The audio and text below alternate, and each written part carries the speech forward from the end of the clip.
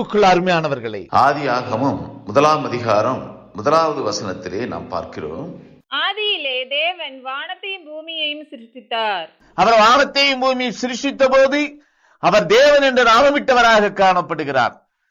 அவர் வானத்திலும் பூமியிலும் உள்ள எல்லாவற்றையும் சிருஷ்டிக்கும் போது அவர் தேவன் என்று நாமமிட்டவராக காணப்பட்டார். அவர் சிருஷ்டித்த அந்த சிருஷ்டிப்புக்குரிய காரியங்கள் தேவத்துவம் என்று சாட்சியிடப்படுகிறது. ஆதாமுக்குள் ஜீவ சுவாசத்தை ஊதும் பொழுது ஆதாம் ஜீவாத்மா ஆனான் என்று வேதத்திலே நாம் பார்க்கிறோம். ஜீவாத்மாவான ஆதாமுக்கு தன்னுடைய நாமத்தை தேவனாகிய கர்த்தர் என்று அவர் வெளிப்படுத்துகிறார்.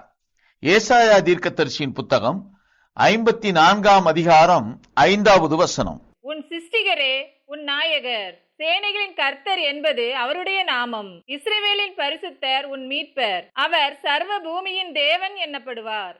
அந்த தேவனாகிய கர்த்தர் என்ற நாமம் கொண்டவரே இங்கே சேனைகளின் கர்த்தர் என்று தன்னை வெளிப்படுத்தி அவர் தான் இஸ்ரவேலரை சிருஷ்டித்தார் என்பதை இங்கே குறித்து சாட்சியிடப்படுகிறது.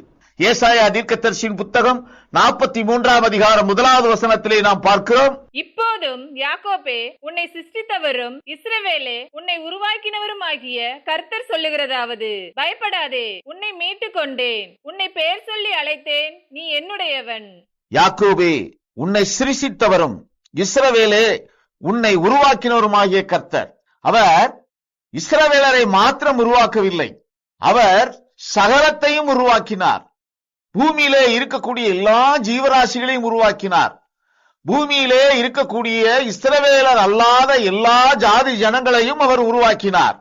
ஆனால் ஏசாயா தீர்க்கதரிசியின் மூலமாக சாட்சியிடப்படுகிற சாட்சி என்னவென்றால், இஸ்ரவேலரை அவர் உருவாக்கினார். இஸ்ரவேலரை மாத்திரமல்ல, அவர் சர்வ பூமியின் தேவன் என்றும் இங்கே சாட்சியிடப்படுகிறது. இஸ்ரவேலரை உருவாக்கினவர் அவர்தான். இஸ்ரவேலரை உருவாக்கும் போது அவள் தேவனாகிய கர்த்தராக இருந்தார். ஏனென்றால் தேவனாகிய கர்த்தர் ஆத்துமாவை சிருஷ்டித்தவர். அந்த தேவனாகிய கர்த்தருக்கு இஸ்ரவேலர்களுக்காக கட்டளையிடப்பட்ட நாமம் யெகோவா என்ற நாமம். யெகோவா என்ற நாமம் அவர்களை வழிநடத்துவதற்காக கொடுக்கப்பட்ட நியாயப்பிரமாண நாமம். அவர் சகலத்தையும் சிருஷ்டித்தார், இஸ்ரவேலர்களையும் சிருஷ்டித்தார். இஸ்ரவேலர்களுக்குள் விசேஷித்த ஒரு கிருபையை கொடுத்து தெரிந்து கொள்வதின்படி அந்த ஜனத்தை தெரிந்து கொண்டார். ஏசாயா தீர்க்கதரிசியின் புத்தகம் 44 அதிகாரம் 1வது வசனத்திலே நாம் பார்க்கிறோம். இப்போதும் என் தாசனாகிய யாக்கோபே, நான் தெரிந்து கொண்ட இஸ்ரவேலே கேள். என் தாசனாகிய யாக்கோபே, நான் உன்னை தெரிந்து கொண்டேன், நான் தெரிந்து கொண்ட இஸ்ரவேலே கேள் என்று இங்கே சாட்சியிடுகிறார். கர்த்தர் தெரிந்தெடுத்தவன் இஸ்ரவேலர்கள். அவர் இங்கே சாட்சியிடுகிறார், இஸ்ரவேலே நான் உன்னை உருவாக்கினேன். அவர் இஸ்ரவேலரை உருவாக்கினார். எதன் மூலமாக உருவாக்கினார்?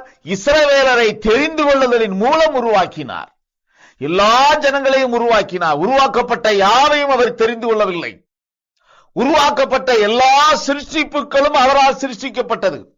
சிருஷ்டிக்கப்பட்ட எல்லா மனிதர்களும் அவரால் சிருஷ்டிக்கப்பட்டவர்கள். ஆனால் அவரால் சிருஷ்டிக்கப்பட்ட அந்த மனிதர்களுக்குள் அவர் இஸ்ரவேலரை தெரிந்து கொண்டார். தெரிந்து கொள்வதன் மூலம் இஸ்ரவேலர் அந்த ஜனங்களில் இருந்து வேறு பிரிக்கப்படுகிறார்கள்.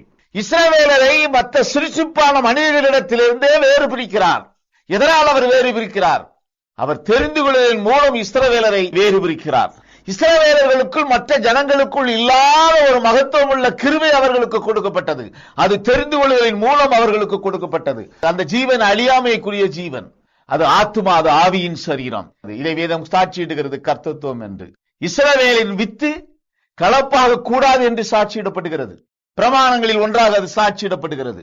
யோசுவாவின் புத்தகம் 23 அதிகாரம் 7வது வசனத்திலே நாம் பார்க்கிறோம். உங்களுக்குள்ளே மீதியாய் இருக்கிற இந்த ஜாதிகளோடு களவாமலும், அவர்களுடைய தேவர்களின் பேரை நினையாமலும், அவைகளை கொண்டு ஆணையிடாமலும், அவைகளை சேவியாமலும், பணிந்து கொள்ளாமலும் இருக்கும்படி எச்சரிக்கையாயிருங்கள். இஸ்ரவேலருடைய வித்து கலப்பாக இங்கே அனுமதிக்கப்படவில்லை. கர்த்தர் அதற்கென்று ஒரு பிரமாணத்தை கட்டளையிட்டு அவர்கள் மற்ற ஜாதிகளோடு கலக்க கூடாது என்று அங்கே பிரமாணமாக அது சாட்சியிடப்பட்டது. கலப்பாக கூடிய வித்து கிருபையை இழந்து போகக்கூடிய வித்தாக காணப்படும்.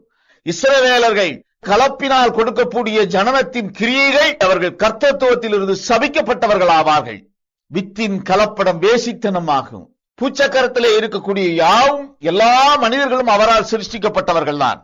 ஆனால் அப்படி சிருஷ்டிக்கப்பட்டவர்களுக்குள் தன்னோடு இருக்க அவர் ஒரு கூட்ட ஜனத்தை தேர்ந்தெடுத்தார். மீதமுள்ள எல்லா மாம்ச சரீரங்களும், இஸ்ரவேலர்கள் அல்லாத மீதமுள்ள எல்லா மாம்ச சரீரங்களும் மரணத்துக்குள்ளாகிய அது இல்லாமல் என்ற நிலைக்குள்ளாக சென்றுவிடும். ஆனால் இஸ்ரவேலர்களுக்கு கொடுக்கப்பட்டிருந்த அந்த தெரிந்து கொள்ளுதலின்படி அவர்களுக்குள்ளாக ஆத்மா என்ற உள்ளான மனிதன் சிருஷ்டிக்கப்பட்டான். அவர்களுக்குள் ஆவியின் சரீரம் உருவாக்கப்பட்டது. அந்த ஆவியின் சரீரம் அழியாமைக்குரியது. அது எப்பொழுதும் தன்னோடு இருக்க வேண்டும் என்பதற்காக அவர்களுக்குள்ளாக தேவனாகிய கர்த்தர் யெகோவா என்ற நாமத்திலே அவர்களுக்குள் ஆத்மா என்ற உள்ளான மனிதன் சிருஷ்டிக்கப்பட அனுகிரகம் செய்தார். மற்ற ஜனங்களிலிருந்து ஆத்மா என்ற உள்ளான மனுஷனை பெற்றுக் கொள்வதற்காக அவர்கள் வேறு பிரிக்கப்பட்டார்கள். மார்க் எழுதின சுவிசேஷம் 3ஆம் அதிகாரம் 14வது வசனத்திலே நாம் பார்க்கிறோம். அப்பொழுது அவர் 12 பேரை தெரிந்து கொண்டு அவர்கள் தம்மோடு கூட இருக்கவும் பிரசங்கம் பண்ணும்படியாக தாம் அவர்களை அனுப்பவும். அவரோடு கூட இருக்க தெரிந்து கொள்ளுதல். தெரிந்து கொள்ளுதல் என்பது அவரோடு கூட இருப்பதற்காக தெரிந்து கொள்ளப்பட்டது. அவர் பரலோகத்தில் வாசமாய் இருக்கிறார் என்று நாம் வேதத்திலே பார்க்கிறோம். பரமண்டலங்களில் வாசமாய் இருக்கிறவர், பரலோகத்தில் இருக்கக்கூடிய அவருடைய ஸ்தலத்துக்குள்ளாக அவரோடு இருக்கக்கூடிய அந்த கிருபையை பெற்றுக் கொள்வதற்காக அவர்கள் தெரிந்தெடுக்கப்பட்டவர்கள். கர்த்தராகிய இயேசு கிறிஸ்து சாட்சியிடுகிறார். யோவான் எழுதின சுவிசேஷம் 15ஆம் அதிகாரம் 19வது வசனத்திலே, நீங்கள் உலகத்தாராய் இருந்தால் உலகம் தன்னுடையதை சிநேகித்திருக்கும். நீங்கள் உலகத்தாராய் இராதபடியினாலும் நான் உங்களை உலகத்திலிருந்து தெரிந்து கொண்டபடியினாலும் உலகம் உங்களை பகைக்கிறது. அவர்கள் உலகத்துக்குரியவர்கள் அல்ல. தெரிந்தெடுக்கப்பட்டவன் உலகத்திலிருந்து பிரித்தெடுக்கப்பட்டவன். உலகத்துக்குள் காரியங்கள் முழுவதும் தேவத்துவத்துக்குரியது. அவை யாவற்றையும் காப்பாற்றுவதற்காக அபிஷேகம் பண்ணப்பட்ட கேருப்பிடம் ஒப்புக் கொடுக்கப்பட்டிருக்கிறது. லூசிபர் என்ற நாமத்திலே அவன் தன்னுடைய கிரியைகளை செய்து கொண்டிருக்கிறான். இந்த உலகத்துக்குரிய காரியத்திலே, மாம்சத்துக்குரிய காரியத்திலே, இப்பிரபஞ்சத்துக்குரிய காரியத்திலே ஆத்மா பெற்ற ஜனத்தை குருடாக்கி தன்வசப்படுத்தி அவன் வழிநடத்தி வருகிறான்.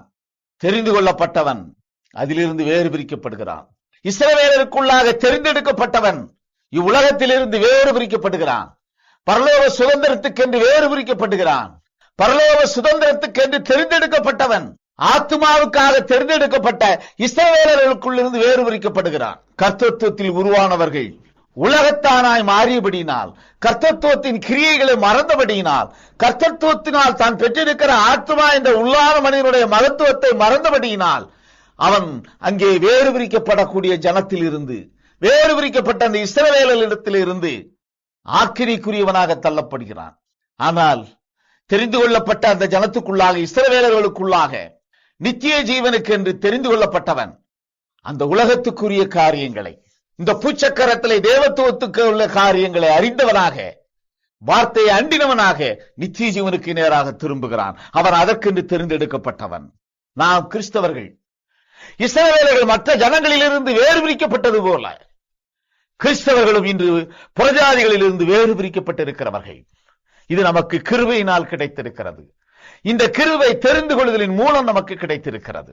நாம் எல்லா ஜனத்துக்குள்ளாகவும் சிருஷ்டிக்கப்பட்ட சிருஷ்டிப்பாகவே இருந்தோம்.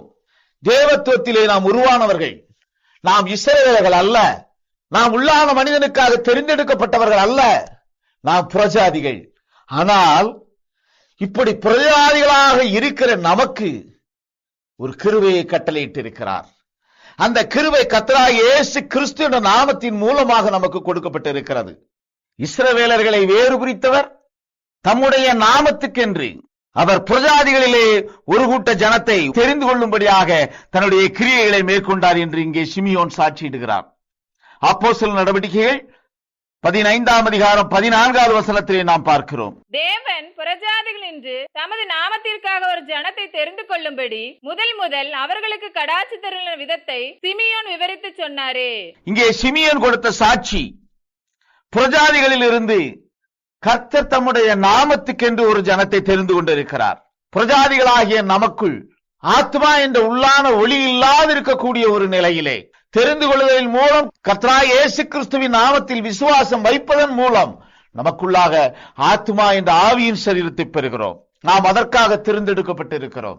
புறஜாதிகளிலிருந்து தெரிந்தெடுக்கப்பட்டவர்கள் கிறிஸ்தவர்கள்.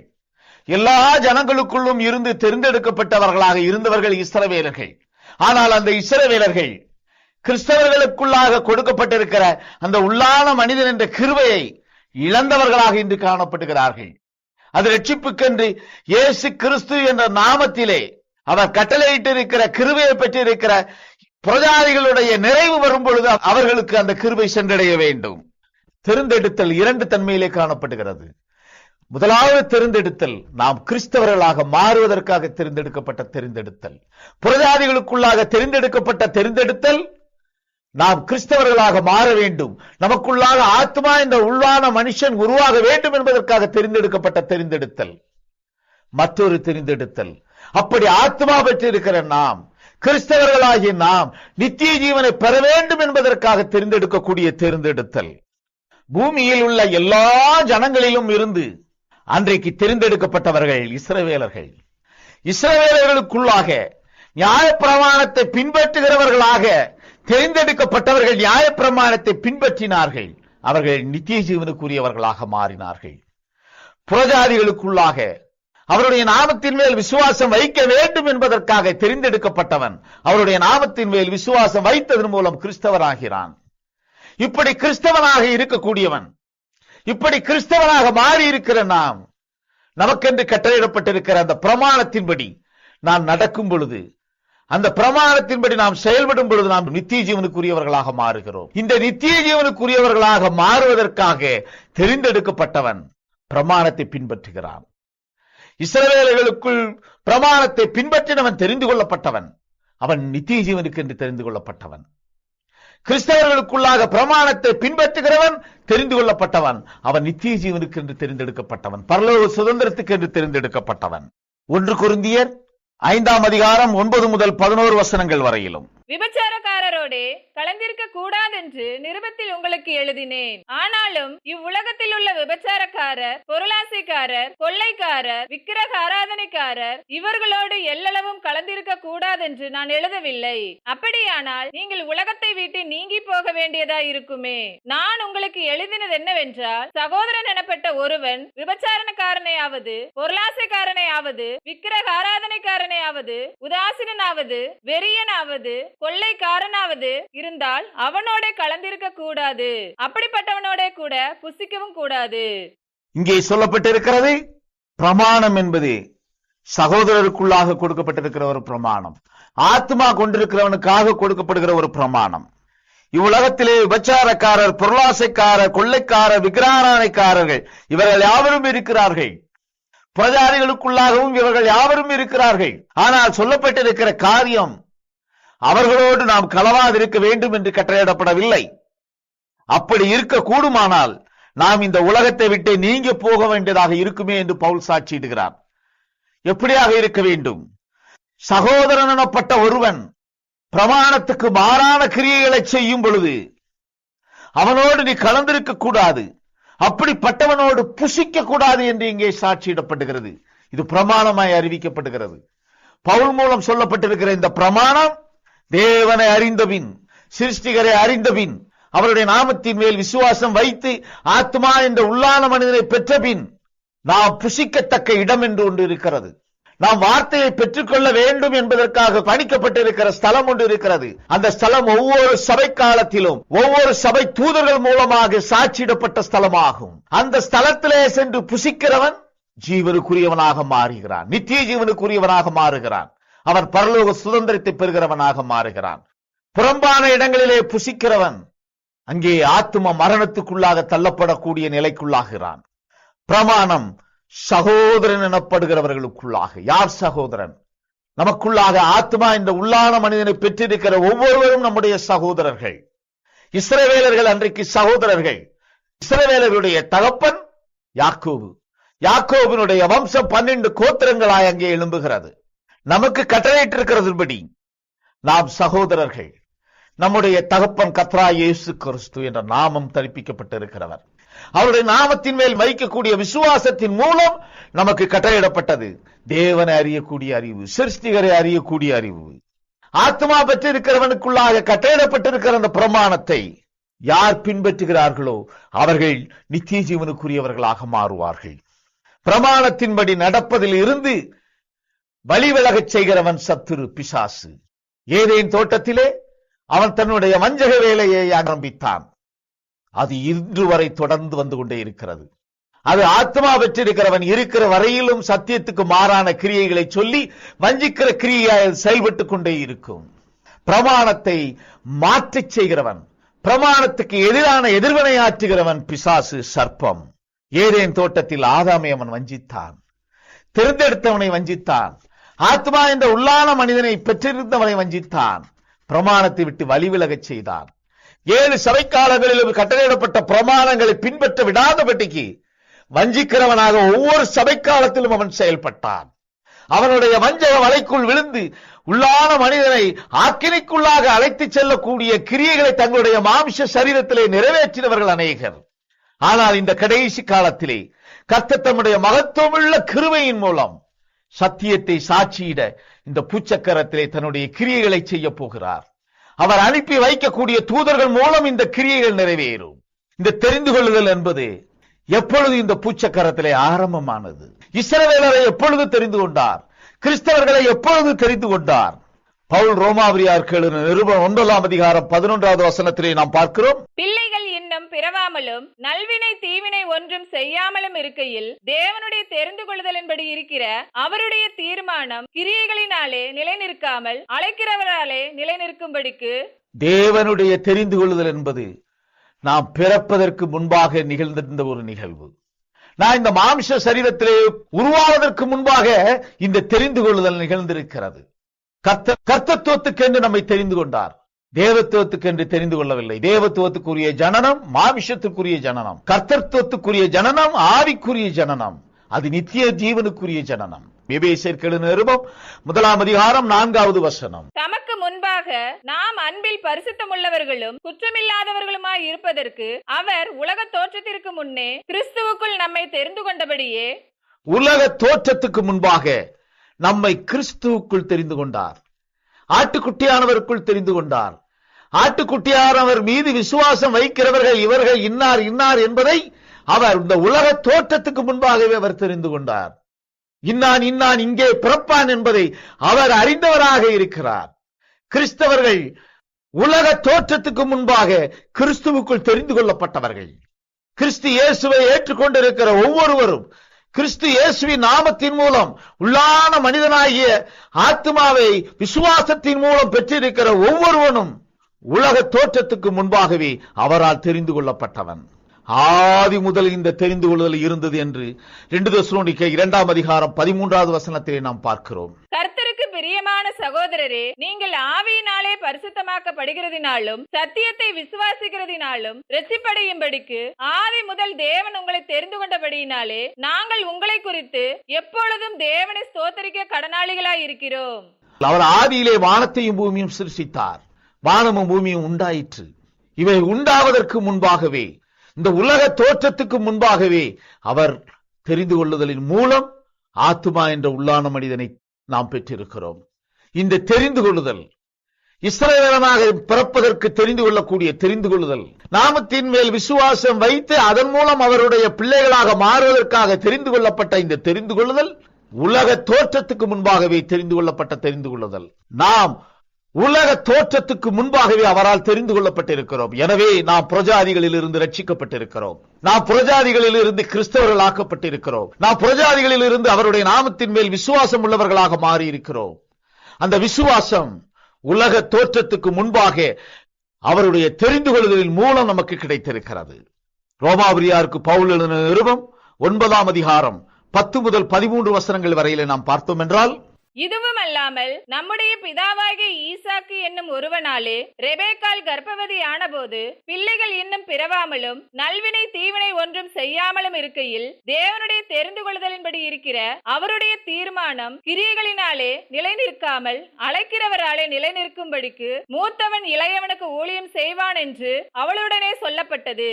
அப்படியே யாக்கோபை சிநேகித்து ஏசாவை வெறுத்தேன் என்றும் எழுதியிருக்கிறது. யாக்கோபு ஏசா இருவரும் ஈசாக்கினுடைய பிள்ளைகள். இவர்கள் பிறப்பதற்கு முன்பாகவே, இவர்களுடைய கிரியைகளை இந்த பூச்சக்கரத்திலே செய்வதற்கு முன்பாகவே அவர் நான் ஒருவனை சிநேகித்தேன் ஒருவனை வெறுத்தேன் என்று சாட்சியிடுகிறார். இந்த தெரிந்து கொள்ளுதல் யாக்கோவும் ஏசாவும் ஆமிஷத்திலே ஜனனமாவதற்கு முன்பாகவே தெரிந்து கொள்ளப்பட்ட தெரிந்து கொள்ளுதல். அந்த தெரிந்து கொள்ளுதான் வேதம் சொல்லுகிறது, உலக தோற்றத்துக்கு முன்பாகவே நாம் தெரிந்து கொள்ளப்பட்டோம். உலக தோற்றத்துக்கு முன்பாகவே ஏசாவும் யாக்கோவும் தெரிந்து கொள்ளப்பட்டார்கள். உலக தோற்றத்துக்கு முன்பாகவே ஏசா ஆக்கினைக்குரியவனாக தேர்ந்தெடுக்கப்பட்டான். உலக தோற்றத்துக்கு முன்பாகவே யாக்கோபு ஜீவனுக்குரியவனாக தேர்ந்தெடுக்கப்பட்டான். யாக்கோபு சிநேகிதனாக அங்கே சாட்சியிடப்படுகிறான். யாக்கோபு நித்திய ஜீவனுக்குரியவனாக உலக தோற்றத்துக்கு முன்பாகவே அவன் தேர்ந்தெடுக்கப்பட்டான். ஏசா உலக தோற்றத்துக்கு முன்பாகவே ஆக்கினைக்கென்று தேர்ந்தெடுக்கப்பட்டான். பின்னர் ஏன் நம்முடைய இந்த ஜனனம்? உலக தோற்றத்துக்கு முன்பாகவே இவையெல்லாம் தீர்மானிக்கப்பட்டதென்றால், இவையெல்லாம் தெரிந்தெடுக்கப்பட்டதென்றால், நமக்கு ஏன் இந்த ஜனனம்? நம்முடைய கிரியைகள் நிறைவேற வேண்டும் என்பதற்காக இந்த மாம்ச சரீரத்துக்குள்ளே நாம் அனுப்பப்பட்டு இருக்கிறோம். இந்த மாம்ச சரீரத்துக்குள்ளே உள்ளான மனிதனை பெற்றிருக்கிறோம். யாக்கோபு ஏசா இருவரும் தங்களுடைய கிரியைகளை நிறைவேற்ற வேண்டும். ஏசா தனக்கு கொடுத்திருக்கிறதை உதாசீனம் பண்ண வேண்டும். ஏசா முதற் பெயரானவன். ஆனால் அவன் தன்னுடைய ஜீவனுக்குரிய அந்த கிருபையை அவன் இழந்து போனான். அவன் உதாசீனம் செய்தான். அவன் உதாசீனம் செய்ததை உலக தோற்றத்துக்கு முன்பாக அவர் முன்குறித்திருக்கிறார். யாக்கோபு அதை பெற்றுக் கொள்வதை உலக தோற்றத்துக்கு முன்பாகவே அவர் முன்குறித்திருக்கிறார். உலக தோற்றத்துக்கு முன்பாக நித்திய ஜீவனுக்கு என்று முன்குறிக்கப்பட்டவன் யாக்கோபு. ஏசா உலக தோற்றத்துக்கு முன்பாக நித்திய ஆக்கினைக்கு என்று முன்குறிக்கப்பட்டவன். உலக தோற்றத்துக்கு முன்பாகவே இவைகளெல்லாம் திட்டம் பண்ணப்பட்ட காரியம். ஏசா தன்னுடைய சேஷ்ட புத்திர பாகத்தை அலட்சியம் செய்தான். அவன் தனது முதல் பலனை அலட்சியம் செய்தான். அவன் அப்படி அலட்சியம் செய்யப்படுவது முன்குறித்தலின்படி நிறைவேறுகிற ஒரு காரியமாக காணப்படுகிறது. ஏசா அலட்சியம் செய்தது யாக்கோபுக்கு கிருபையாக வந்தடைந்தது. கர்த்தர் ஏசாவின் கிரியையும் யாக்கோபின் கிரியையும் அறிந்தவராக ஒருவனை ஜீவனுக்குரியவன் என்றும் ஒருவனை ஆக்கினைக்குரியவன் என்றும் முன்குறித்தார். ஏசா தன்னுடைய கிரியைகளிலே பூரணப்பட வேண்டும். உலக தோற்றத்துக்கு முன்பாக முன்குறிக்கப்பட்ட அந்த ஆத்மா மாம்ச சரீரத்திலே தன்னுடைய கிரியைகளை நிறைவேற்ற வேண்டும். அந்த கிரியை ஆக்கினைக்குரிய கிரியாக அமைந்தது. அந்த ஆக்கினைக்குரிய கிரியை செய்து முடித்தவன் ஏசா. எனவே அவனை வெறுத்தார். ஜீவனுக்குரிய கிரியைகளை செய்வதற்காக முன்குறிக்கப்பட்டவன் யாக்கோபு. அவன் தன்னுடைய மாம்ச சரீரத்திலே வந்து அந்த கிரியைகளை நிறைவேற்றினான். அவன் அதற்கென்று முன்குறிக்கப்பட்டவன். அவன் ஜீவனுக்குரியவனானான். யாக்கோபுக்கு சேஷ்ட புத்திர பாகம் பிறப்பிலே கொடுக்கப்பட்டிருக்குமே, ஆனால் உதாசீனம் செய்வதற்கு கூடிய கிரியைகள் நிகழ்ந்திராது. சேஷ்ட புத்திர பாகம் ஏசாவிடம் கொடுக்கப்பட்டது. ஆனால் ஏசா ஆக்கினைக்குரியவனாக முன்குறிக்கப்பட்டவன். எனவே அவன் அதை உதாசீனம் செய்தான். சேஷ்ட புத்திர பாகத்தை யாக்கோபு பெற்றுக் கொண்டான். அது முன் குறித்தலின்படி நடந்த காரியம். இந்த தெரிந்தெடுத்தல் என்பது பிதாவின் ராஜ்யத்திலே இருக்கும் பொழுதே முன்குறிக்கப்பட்ட காரியங்கள்.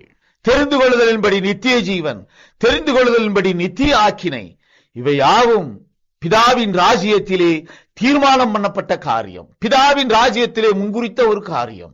அது கிரியைகளாய் இந்த மாம்ச சரீரத்திலே வந்து நிறைவேற்றப்பட வேண்டும் என்பதற்காக இந்த மாம்ச சரீரத்துக்குள்ளாக அந்த ஆத்துமா ஜெனிப்பிக்கப்படுகிறது. பூமியிலே இந்த மாம்ச சரீரத்திலிருந்து இந்த ஜீவனுக்கேற்றிய கிரியைகளை முடிப்பவன் நித்திய ஜீவனுக்குரியவன். பூமியிலே இந்த மாம்ச சரீரத்திலிருந்து ஆக்கினைக்குரிய கிரியைகளை செய்து முடிப்பவன் ஆக்கினைக்கென்று தீர்க்கப்பட்டவன். அது நித்திய ஆக்கினைக்குரியவன். ஏசா ஆக்கினைக்கென்று தீர்க்கப்பட்டவன்.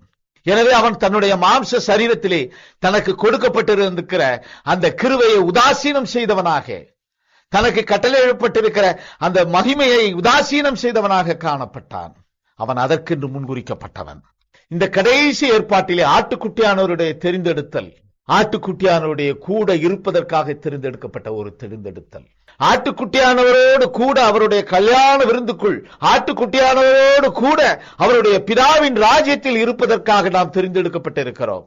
ஆட்டுக்குட்டியானவரோடு கூட இருக்கிறதற்காக தெரிந்தெடுக்கப்பட்டவர்கள் ஜீவனுக்குரியவர்கள். இந்த தெரிந்தெடுக்கப்பட்டவர்களை வருகையின் போது கூட்டி சேர்ப்பதற்காக தேவதூதர்கள் அனுப்பப்படுவார்கள். அதற்கு முன்பாக கர்த்தர் தன்னுடைய சாட்சிகள் மூலம் தன்னுடைய சாட்சியை இந்த பூச்சக்கரத்திலே சாட்சியிட வேண்டும். அவருடைய சாட்சிகள் மூலம் இந்த பூச்சக்கரத்திலே ஜீவனுக்குரிய கிரியைகள் சாட்சியிடப்பட வேண்டும். தெரிந்து கொள்ளப்பட்டவன் அந்த சாட்சிகளை அங்கீகரிப்பான்.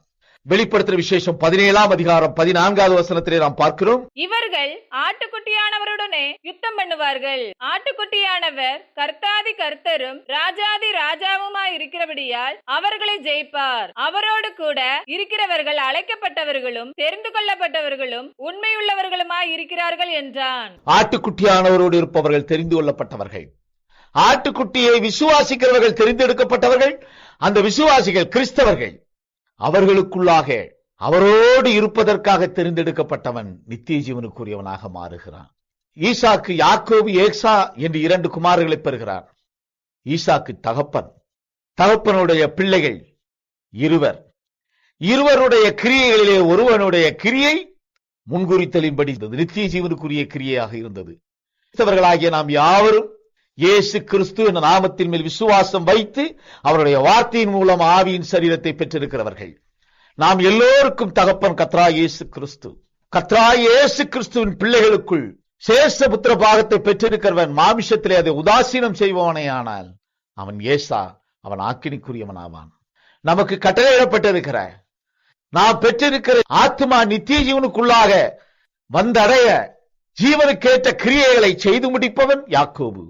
அவன் சேஷ்டபுத்திர பாகத்தை பெற்றுக் கொள்கிறவனாகிறான். அவன் நித்திய ஜீவனுக்கு என்று தெரிந்தெடுக்கப்பட்டவன். உலக தோற்றத்துக்கு முன்பாகவே இவை யாவும் தீர்மானிக்கப்பட்டிருக்கிறது. பவுல் கொரிந்தியருக்கு எழுதின 1 நிருபம் 2 அதிகாரம் 7வது வசனத்திலே நாம் பார்க்கிறோம். உலக தோற்றத்திற்கு முன்னே தேவன் நம்முடைய மகிமைக்காக ஏற்படுத்தினதும் மறைக்கப்பட்டதுமாயிருந்த ரகசியமான தேவ ஞானத்தையே பேசுகிறோம். உலக தோற்றத்துக்கு முன்பாகவே இந்த மறைக்கப்பட்டிருக்கிற ரகசியங்கள் வெளிப்படுத்தப்பட வேண்டும். இவை அறிய வேண்டும் என்றால் நம்முடைய புத்தி தெளிவுள்ளதாக காணப்பட வேண்டும். 2 குமாரர்கள் இருக்கிறார்கள். ஒருவன் தன்னுடைய தகப்பனிடத்திலே தன்னுடைய ஆஸ்திகளை பிரித்துக் கொடுக்கும்படி அதை பெற்றுக்கொண்டு துன்மார்க்க வழியிலே சென்று துன்மார்க்க வழியிலே அவை யாவற்றையும் அழித்து போட்டான். பன்றிகளுக்கு வைக்கக்கூடிய உணவை தவிட்டை எடுத்துக் கொள்ளக்கூடிய ஒரு சூழ்நிலை அவனுக்கு அங்கே உருவாகிறது. அதை அவன் புசிப்பதற்கும் தடை செய்யப்படுகிறான். அப்பொழுது அவனுடைய புத்தி தெளிந்தது என்று வேதத்திலே நாம் பார்க்கிறோம். லூக்கா எழுதின சுவிசேஷம் 15 அதிகாரம் 17வது வசனம். அவனுக்கு புத்தி தெளிந்த போது அவன், என் தகப்பனுடைய கூலிக்காரன் எத்தனையோ பேருக்கு பூர்த்தியான சாப்பாடு இருக்கிறது, நானோ பசியினால் சாகிறேன். அவனுடைய புத்தி தெளிந்த போது தனது தகப்பன் வீட்டை அவன் நினைவு கூர்ந்தான். கிறிஸ்தவராகிய நாம் இந்த இடைநிகழ்வின் மூலமாகத்தான் இந்த மாம்ச சரீரத்துக்குள்ளே பிறந்திருக்கிறோம். ஆனால் நாம் நம்முடைய பிதாவினுடைய வீட்டிலே இருந்தோம். கிரியைகளை நிறைவேற்றுவதற்காக இந்த பூச்சக்கரத்துக்கு அனுப்பப்பட்டு இருக்கிறோம். இது அழிந்து போகக்கூடிய வீடு. நம்முடைய பிதாவின் வீடு அழியாத வீடு. நாம் நம்முடைய பிதாவின் வீட்டிலிருந்து நம்முடைய கிரியைகளை நிறைவேற்றுவதற்காக அனுப்பப்பட்டிருக்கிறோம்.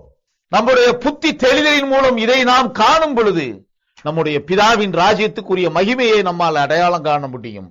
நம்முடைய புத்தி தெளிவடையும் போது உலக தோற்றத்துக்கு முன்பாக மறைக்கப்பட்டிருக்கிற தேவ ரகசியங்களை அறியக்கூடிய கிருபை பெற்றவர்களாக நாம் மாறுவோம். உலக தோற்றத்துக்கு முன்பாக இவை யாவும் முன்குறிக்கப்பட்டிருக்கிறது.